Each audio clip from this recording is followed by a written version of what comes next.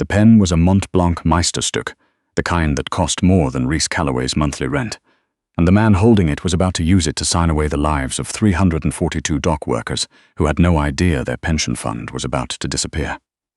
Reese knew this because she had spent the last 4 minutes reading the document upside down while refilling water glasses. She was a translator, technically. Mandarin, Cantonese, and enough legal Mandarin to make corporate lawyers uncomfortable at dinner parties. She wasn't supposed to be in this private dining room at the Chateau Laurier tonight. That was Dimitri's shift. But Dimitri had texted her at 6 o'clock, food poisoning covering for me, and Reese, with her brother's physiotherapy bills stacking up on her kitchen counter like a second mortgage, had said yes. She regretted it the moment Julian Hartwell walked in. Everyone in Ottawa knew the name. It showed up in the business section of the Globe and Mail under headlines like Hartwell Capital acquires third infrastructure portfolio or billionaire developer breaks ground on Northern Corridor project. Clean, respectable language for a man whose name the longshoremen at the port of Montreal said in the same tone they used for bad weather. He was younger than she'd imagined. Mid-40s, dark hair gone silver at the temples, jaw like it had been carved from the limestone this city was built on. He wore a charcoal suit that probably cost more than the restaurant's wine cellar, and when he sat down at the head of the table, the other 5 men arranged themselves around him, the way planets orbit something they can't escape. Across from him sat Derek Foss. Reese recognized Foss from the labor disputes last spring. He was the lead negotiator for Harborside Logistics, or had been until the company quietly restructured and he'd resurfaced as a private consultant with a new address in Westmount and an office full of men who didn't knock. He was broad, red-faced, the kind of man who laughed too loudly at his own jokes and watched the room to make sure everyone else did too. "You're making history tonight, Julian," Foss said, spreading his hands. "All it needs is a signa gift." Hartwell didn't respond. He was reading the document, not skimming. Reading. His index finger moved slowly down each page, pausing, resuming. A lawyer named Bennett Shaw sat 2 chairs to his left, nodding with the enthusiasm of a man who had been paid very well to nod. Reese moved around the table with the water pitcher, making herself invisible, which was something she'd learned early. As a half-Chinese, half-Trinidadian woman working Toronto hospitality events through her 20s to fund her linguistics degree, invisibility had been a survival skill. You learn to read rooms without being seen reading them. You learn to translate not just words, but the silences between them. She was at Foss's side when she saw it. She wasn't looking for it. She was reaching across to refill Shaw's glass, and her eyes caught the open page in front of Hartwell. Schedule C, subsection 4. A block of text set in a font 2 points smaller than the rest of the document. She'd edited enough legal translations to recognize the trick. You buried the dangerous clause in the schedule. You made it look like standard boilerplate. You prayed the other party's lawyer was either too busy or too bought. In the event of regulatory investigation or federal audit, all fiduciary obligations of Harborside Logistics Limited shall transfer unconditionally to the signatory holding party, including but not limited to unfunded pension liabilities not disclosed at time of signature. Reese set the picture down carefully. She translated it again in her head, slowly, clearly. If Hartwell signed this and anyone tipped off the Federal Labor Board, he wouldn't just lose the deal. Every unfunded pension liability that Foss's company had been quietly cooking for 2 years, the retirement savings of 342 union workers, would legally become Hartwell's problem. He would wear it. His assets would be seized to cover it. The whole thing was designed to look like a merger and function like a trap, and Bennett Shaw, his lawyer, was sitting right there watching him walk into it. Walk away, she thought. Pour the water, go back to the kitchen. This is not your world. Her brother Kwame's face appeared in her mind, the way it looked last Tuesday in the rehabilitation center, jaw tight, trying not to show how much the exercises hurt, asking her if she was sleeping enough. He never asked about money. He knew better. He just asked if she was sleeping. She wasn't sleeping. She moved to Hartwell's side and reached for his water glass. "More water, Mr. Hartwell?" "It's full," he said without looking up. She leaned down ostensibly to adjust the placement of the glass near the document edge. She was close enough to smell cedar and something cold, like winter air. "Schedule C," she said. Her voice was barely a sound. Subsection 4, the pension liability clause. It transfers to you on audit. Your lawyer has seen it. She straightened up and walked back toward the service trolley. Her legs felt like they belonged to someone else. The table, quiet tight of a pause, the quiet of a held breath. "Bennett," Hartwell said. His voice was pleasant. That was the part that frightened her. "Yes, Julian, the document is exactly as we. Read me Schedule C, subsection 4. Out loud. There was a silence that lasted approximately 10 seconds. To Reese, standing by the trolley with her back to the table, it lasted considerably longer. Julian. There were several drafts in circulation. If there's been a version mix-up, read it. That one word. No edge. Just absolute certainty that it would be obeyed. She heard papers shuffle. She heard Shaw begin to read, his voice collapsing as he went, each word smaller than the last, until he stopped in the middle of a sentence and the room swallowed him whole. Foss's chair scraped back. I don't know what you think you're implying, Julian, but this document was drafted by your own. With your ink, Hartwell said. He stood up. Reese turned. She couldn't help it. He was 6'2" at least, and the way he rose from that chair had nothing theatrical about it. No performance, no anger on his face. Just a very calm man who had just recalculated everything. He picked up the document and tossed it across the table. It landed in front of Foss. Bennett. Shaw was trembling. He looked like a man who had rehearsed this moment and discovered the rehearsal had been a different play entirely. Julian, he has my son. Foss has Marcus. They told me if I didn't. I thought it would just be a fine, a regulatory slap. I didn't think, where is Marcus? I don't. They wouldn't tell me where. The room erupted before anyone finished another sentence. Foss signaled something to the man near the door, a large, quiet presence Reese had clocked when they came in, and then filed away as a driver. He wasn't a driver. He crossed the room in 4 strides, and Foss was already moving, and then there was a sound that Reese would not be able to describe accurately afterward. A flat, percussive impact, and the large man was on the floor, and Hartwell had done something with his elbow that looked almost polite. Out, Hartwell said to her. He wasn't looking at her. He was watching Foss, who had stopped moving. Service exit. Go. I can't just. You whispered in my ear. He finally looked at her. His eyes were darker than she'd expected. Not cold exactly, precise. You made a choice. Now you need to leave before Foss's second vehicle gets here, because he always has a second vehicle. A door at the far end of the room opened and 2 more men came through. One of them had something in his hand that caught the chandelier light. Reese ran. The service corridor was bright fluorescent and smelled of dish soap and garlic. She crashed through a set of double doors and nearly collided with a pastry cart. Behind her she heard shouting, and then a sound she had never heard outside of a movie, a gunshot, close, muffled by the walls, and her body simply took over, bypassing all conscious thought, sprinting toward the yellow X-Eat sign at the end of the corridor. She hit the emergency door, and cold Ottawa air hit her like a wall. Hartwell was already there. She had no idea how. He was pulling on his jacket, phone in his hand. A black car, not a limousine, a plain dark sedan, was idling at the curb. Get in. I need to call someone. Get in or don't, but decide now. She got in. The driver didn't ask questions. The car moved before she'd closed the door. Hartwell sat beside her, typing on his phone with a focused efficiency that suggested he had been in moving vehicles under duress before. Who are you? He asked without looking up. Reese Calloway. I'm a translator. I was covering someone else's shift. He glanced at her briefly. Translators don't read Schedule C upside down and understand what they're looking at. I have a linguistics degree and I've been doing legal translation for 7 years. For who? Freelance. Mostly financial and labor arbitration. I know what buried liability clauses look like because I translated 3 of them last year and my client didn't listen and lost his restaurant. Hartwell studied her for a moment in the passing light of the Rideau Street lamps. Something shifted in his expression, not softness exactly, but a recalibration. Foss saw you, he said. I know.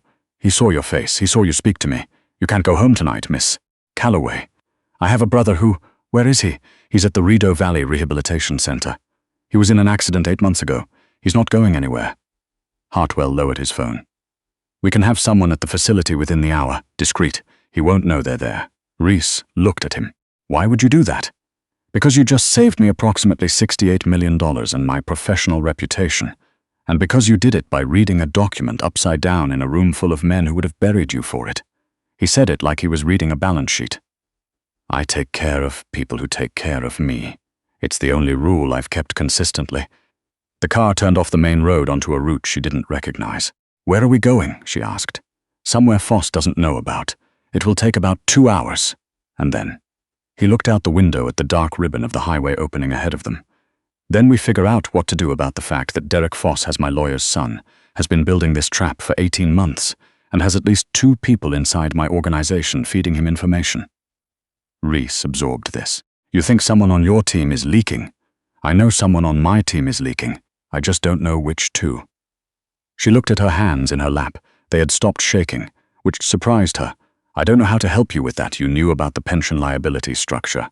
I translated similar documents. I didn't build them. You understood them in 4 minutes in a dim room. He turned to look at her. I have 2 filing cabinets full of Foss's acquisition documents that my investigators pulled over the last year. I've had 3 different lawyers look at them. None of them found anything actionable. Reese waited. I think, Hartwell said carefully, that at least one of those lawyers was also working for Foss. She stared at him. You want me to read the documents? I want you to find the mechanism, the same trap, or a variation of it. If Foss has done this before, and a man like that has done this before, then somewhere in those files is the pattern. I'm not a lawyer. No, Hartwell said. You're something more useful. You're someone who wasn't supposed to be in that room. The house was a 2-story property outside of Kemptville, set back from a county road behind a screen of white pine. Not a mansion, a working farmhouse, well-maintained with a mudroom full of boots and a kitchen that smelled of wood smoke and dried herbs. A woman named Mrs. Arsenault, 70-ish, with reading glasses pushed up on her forehead and the bearing of someone who had outlasted many inconvenient situations, met them at the door. Derek Foss, was all Hartwell said to her. I'll put on coffee, she said, and disappeared. Reese stood in the kitchen. Hartwell pulled a duffel bag from a closet. It had been there already, which told her something, and set a laptop and a series of manila folders on the table. Sit, he said. Not a command exactly. More like an invitation with urgency behind it. You keep saying that, she told him. He paused. For the first time, something close to wry crossed his face. I've been told I lack social texture. Whoever told you that was being generous? She sat down. Fine. Show me what you have. Mrs. Arsenault brought coffee, and then made herself scarce with the efficiency of someone who understood that the most useful thing she could do was not be present. Hartwell spread the folders across the table and Reese started reading. It took her until 2 in the morning to find it. Not because it was well hidden, though it was, but because it was disguised as something different in each document. Foss's method was elegant in a deeply cynical way. He didn't use the same clause twice. He rotated the language, changed the section headers, buried it in different schedules. But the mechanism was always the same. A liability transfer triggered by a regulatory event, written to look like risk sharing until you parsed the grammar closely enough to see that the risk only ever flowed one direction.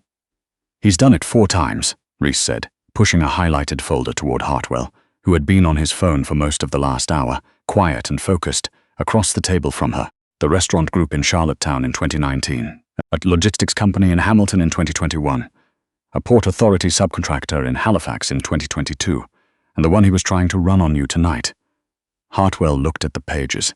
The Halifax case settled confidentially for $11 million, which means the subcontractor knew something was wrong but couldn't prove it cleanly. Reese tapped the Halifax folder. This one is different from the others, though. The guarantee structure here has a third party, a holding company called Stonebridge Advisory, registered in New Brunswick. Do you know who owns Stonebridge Advisory? Hartwell shook his head. Reese turned the laptop toward him. She had been in the provincial registry for 20 minutes. Bennett Shaw's father-in-law, which means Bennett Shaw isn't just Foss's leverage. He's been a willing participant. The story about his son was a performance. The son is at Queen's University. I found his Instagram. He posted a photo this morning. Hartwell's expression didn't change, but a muscle in his jaw shifted. Bennett was building this with Foss from the beginning, Reese said, keeping her voice level. The crying at the table, that was a delay tactic. He needed you to be focused on his distress instead of the document. He's been my lawyer for 9 years. There was nothing she could say to that. She left the space alone. After a moment, Hartwell said, Find me something that makes Foss default. There's a clawback mechanism in the Halifax contract. It was never exercised because the subcontractor settled instead, but it's still live. It was never formally discharged. If you can establish that Stonebridge Advisory is the common thread between all 4 deals, and you file a coordinated complaint with the Federal Labour Board and the Ontario Securities Commission simultaneously, Foss's guarantee structure collapses inward. He defaults on the Halifax debt first, which triggers a cross-default clause in the Hamilton deal which... She stopped. Hartwell was looking at her. Which pulls the whole tower down, he said quietly. In theory, you'd need a real lawyer to execute it. I'm just the translator. You're the only person in 9 years who read that document correctly. The kitchen was very quiet. The wood stove ticked. Outside, a light snow had started, which Reese had not noticed beginning. Why did you speak up? Hartwell asked. In the dining room. You had every reason not to. Reese looked at her coffee cup. My brother. Before his accident, he had a small business. Drywall contractor, nothing big. He got a subcontracting offer from a logistics company 3 years ago. We were so happy he thought it was his opening. She turned the cup in her hands. It was a shell company connected to a firm in Quebec. There was a liability clause buried in the subcontract. When the firm dissolved, the liability for an environmental complaint against one of their work sites transferred to Kwame's company. He spent 2 years fighting it, the legal fees, and then the accident. She stopped. The accident wasn't related, but by then there was nothing left to absorb it. Hartwell was very still. I recognized the formatting, Reese said. Same font sizing, same schedule placement. I've had a lot of time to memorize that document. Was it Foss's company? Different name. But Stonebridge Advisory appears in the shell structure. She looked up at him. I didn't know that until 40-face then, not pity, which she would not have been able to stand. Something closer to the expression of a man who had just recalculated a different kind of number. Then this is personal for you, he said. I suppose it is good, he said. He leaned forward, his forearms on the table. Then help me finish it. She looked at him. I'm a freelance translator sitting in a farmhouse in Kemptville at 2 in the morning with coffee that has gone cold. You're the person who found the mechanism I've been looking for 18 months, he said. I don't have the right lawyer yet, but I have the filing structure, I have the financial records, and I have the Stonebridge link that connects all 4 deals. What I need is someone who understands how this was built, because to tear it down, you have to understand the architecture. She thought about Kwame, the way he looked when the physiotherapist said he'd walked 12 steps unassisted yesterday and was trying not to cry. She thought about the liability statement that was still, technically, attached to his dissolved company, a cloud that followed him, that would follow him, that no one had ever found a mechanism to formally discharge.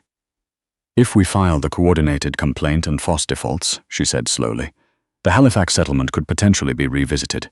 The methodology he used there is identical to what he tried tonight.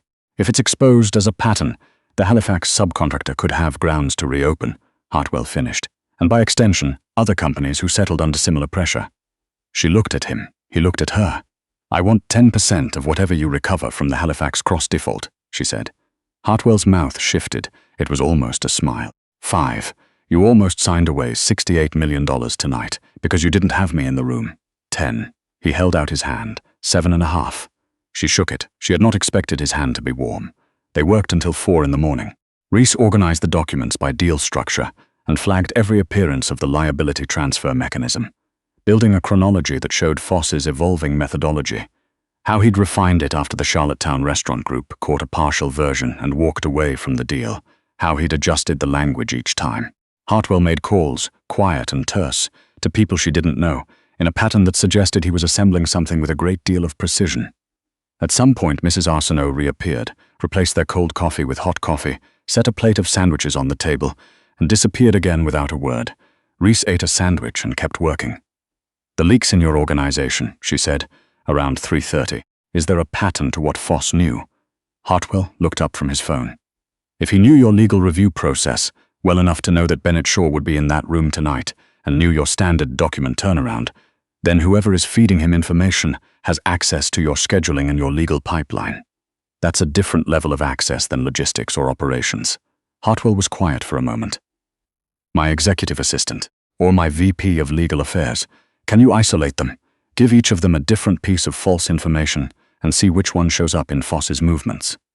He studied her. You've done this before.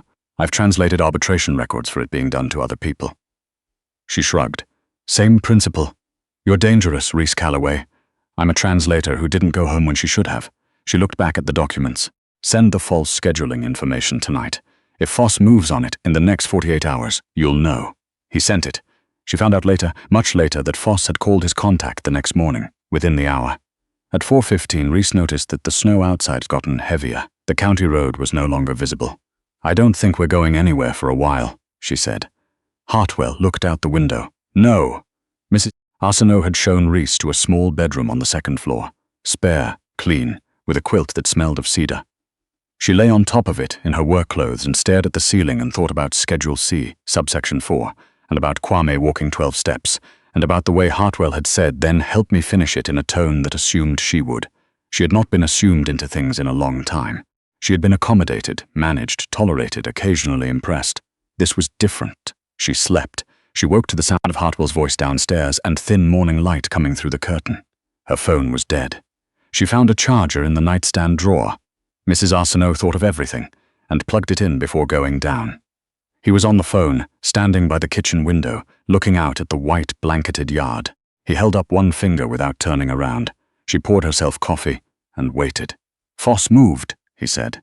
He tried to access the legal pipeline through the VP of Legal Affairs. "Sheed was our leak." Reese wrapped both hands around her mug. "I'm sorry. She's been with the company for 6 years." He said it without inflection, which was its own kind of statement. "What happens now?" "My real lawyers, the ones Foss hasn't reached, are filing the coordinated complaint this morning. The Stonebridge connection is now documented. The OSC has been notified." He turned from the window. He looked like a man who hadn't slept, but functional, the kind of functional that came from discipline rather than rest. "Foss will know by noon that the trap didn't close. He'll also know that I have the full picture.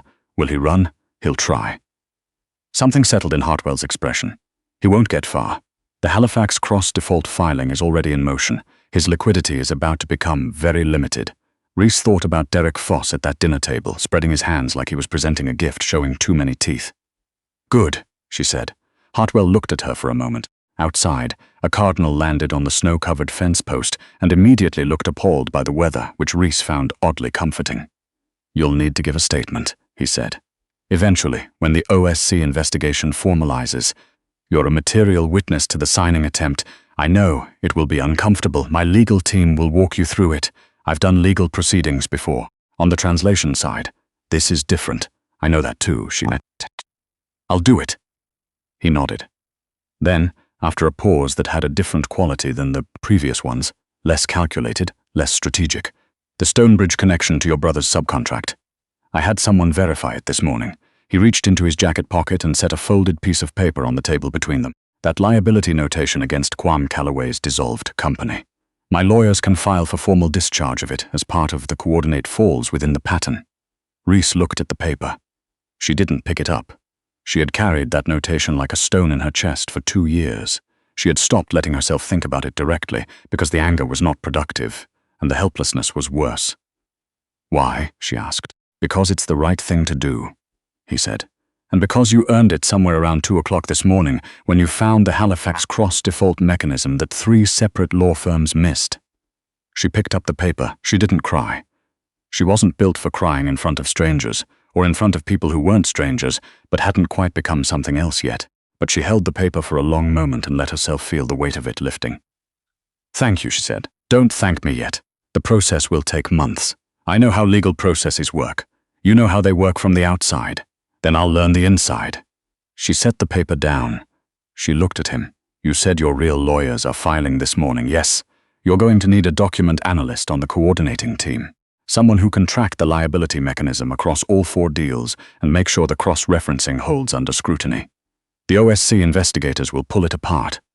Hartwell tilted his head slightly. "I'm not applying for a job," she said before he could respond. "I'm telling you there's a gap in your team and I happen to fit it. You can pay me a consultant's rate, and when it's done, it's done. And if it takes 18 months, then you pay me for 18 months. And if Foss decides you're still a liability." Reese looked at him evenly. "I read a contract at a formal dinner and quietly said 3 sentences. I've been a liability since 10 o'clock last night. I've been managing that just fine." The corner of his mouth moved, not quite the smile she suspected existed somewhere under the strategic composure, but close. "Consultant's rate," he said, "plus 7.5% of the Halifax recovery. We already shook on the 7.5. I'm acknowledging the terms." She drank her coffee. Outside, the cardinal had been joined by a second cardinal, and they were both regarding the snow with identical expressions of grievance. "Also, I need someone to bring Kwame's cat to the rehab center. He's been worried about it since Tuesday and won't say so." Hartwell blinked. It was possibly the first time she'd seen him genuinely surprised. "His cat," he repeated. "His name is Revenue. He's a tabby. He's been alone in Kwame's apartment since Tuesday and someone is going in to feed him. But Kwame doesn't know that and he's been trying not to ask me about it because he thinks I'm too busy." She set her mug down. "He can have a cat at the rehab center. I checked the policy. He just needs someone to get Revenue there, and I haven't had time." Hartwell looked at her for a long moment. Then, he picked up his phone and typed something. "Mrs. Arsenault's nephew has a car and no particular plans today," he said. "What's Kwame's address?" she told him. 2 hours later, her phone buzzed with a photo from an unknown number. Kwame in his rehabilitation chair, looking more like himself than he had in months, with a tabby cat settled firmly across his lap, and an expression of such uncomplicated happiness that Reese had to set her phone face down on the table and look at the ceiling for a moment. When she looked back up, Hartwell was watching her with that recalibrated expression. "Thank you," she said again, more quietly this time. "Still, don't thank me," he said, but his voice had changed slightly, less structured. "The paperwork is going to be relentless. I like paperwork," she said. Nobody likes paperwork. Translators who've spent 7 years turning contract language into something a human being can understand, develop an appreciation for the architecture of it. She pulled the nearest folder toward her. "Now, do you want to go over the OSC filing timeline, or do you want to have a conversation about things you don't have time for?" He sat down across from her and pulled his laptop open. "Timeline," he said. "Good answer." She found out later, much later, in a sun-filled office in a Brooklyn warehouse that had been converted into something extraordinary, which was a different story for a different day, that Hartwell had kept a copy of her consultant contract on his desk the entire 18 months. Not because he needed to reference it. She'd asked him once, and he'd taken a long time to answer. "Because it's the only document I've ever signed," he finally said, "that I was completely certain about from the first line." She'd picked up her coffee and said, "You did have help reading it." And he'd said, "I had the right person in the room." Which was, she supposed, how it had started, with a water pitcher, a buried clause, and the particular courage of someone who had learned, at significant personal cost, to always read the fine print. She always did.